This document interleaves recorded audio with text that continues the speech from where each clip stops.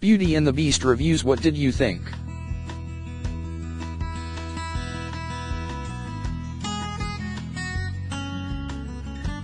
Walt Disney Pictures' Beauty and the Beast is now playing in theaters, and we've created this spot for you to tell us and your fellow moviegoers what you thought about the Bill Condon directed adaptation, starring Emma Watson as Belle, Dan Stevens as the Beast, Luke Evans as Gaston, Kevin Kline as Maurice, Josh Gad as LeFou, Ewan McGregor as Lumiri, Gugu Mbatha as Plumette, Ian McKellen as Cogsworth, Stanley Tucci as Cadenza, Audra McDonald as Garderobe, and Emma Thompson as MRS. Potts.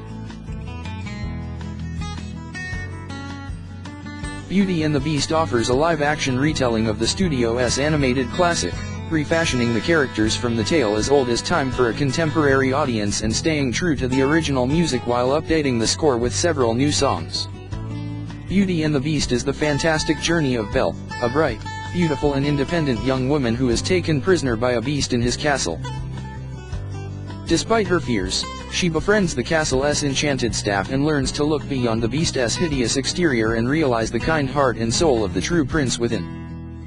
Directed by Oscar winner Bill Condon, based on the 1991 animated film, Beauty and the Beast is produced by Mandeville Films' David Hoberman and Todd Lieberman, with 8-time Oscar-winning composer Alan Menken, who won 2 Academy Awards, Best Original Score and Best Song, for the 1991 animated film, providing the score, which will include new recordings of the original songs written by Menken and Howard Ashman, as well as several new songs written by Menken and 3-time Oscar winner Tim Rice.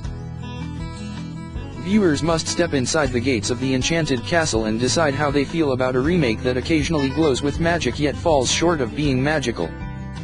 It's a lavish and entertaining enough retelling of the tale as old as time. A snotty young prince, Dan Stevens, heartlessly turns away a beggar woman seeking shelter. She is, in fact, an enchantress, and she transforms him into a shaggy beast. The rest of the court become household objects. A magic rose is left behind, and if the beast can learn to love and be loved in return before it dies, poof, the spell will be broken. In a nearby village, a clever young woman, Belle, Emma Watson, yearns for adventure in the great wide somewhere. Belle is pursued by the manly Gaston, Luke Evans. Carnegie Mellon University grad Josh Gad plays Gaston's fawning lackey, LeFou, to winning effect. Here LeFou is more a voice of reason, and, in a quiet homage to composer Howard Ashman, attracted to men. Mr. Ashman died of AIDS less than a year before the original film's release. His companion, William Loach, accepted the Oscar on his behalf in an era when same-sex unions were rarely mentioned on television. When Belle's father, Kevin Kline, accidentally stumbles into the Beast's lair one dark night, she rushes to take his place as a prisoner. Eventually she and the Beast become friends, but can she love him? There's no denying the power of Mr. Ashman and Alan Menken's clever, sweeping songs. 3 were nominated for Oscars in 1992, with Beauty and the Beast besting Be Our Guest and Belle. Just as worthy a tune as Gaston, a beer hall ode featuring Mr. Evans, who has a musical theater background and by far the best voice on display, that includes the classic line, "I use antlers in all of my decorating." Somehow, Be Our Guest manages to be so overstuffed and over-CGI'd, it out-Busby's Busby Berkeley, with plates, cutlery, and napkins zooming about in quick cuts. Rather than magical, the situation is more in need of air traffic control. Another CGI disappointment is the Beast's countenance. Mr. Stevens' bright eyes remain, but the face is muddy and not as expressive as those usually created through advanced motion capture design.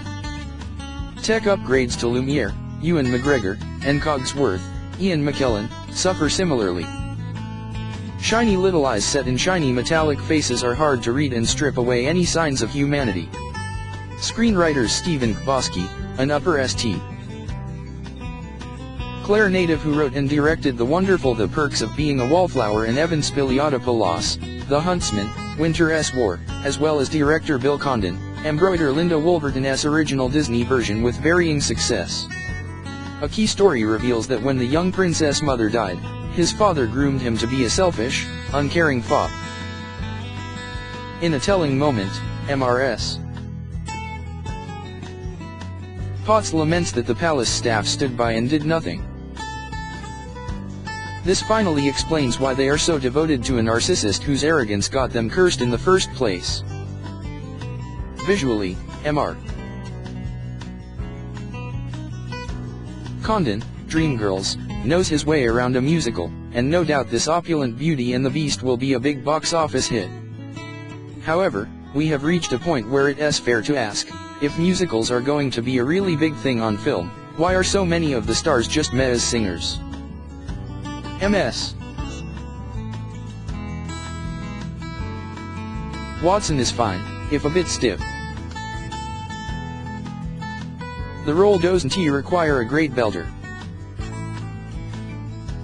Still, why not get a good actress with a great voice? Someone like Laura Osnes, Broadway's Rodgers and Hammerstein's Cinderella, or, more commercially, Anna Kendrick, Into the Woods. Mr.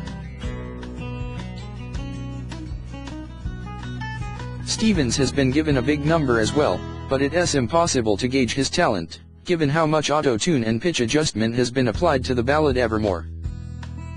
The song is more upbeat in spirit but lacks the sheer power of If I Can't Love Her, which was added to the Broadway version. Written by Mr. Menken and Tim Rice, Evermore will be eligible for an Oscar nomination. There's no crime in revising a much-loved classic. Indeed, Kenneth Branagh's 2015 take on Cinderella is a strong example. But this Beauty and the Beast could use a little less digital magic and a bit more humanity.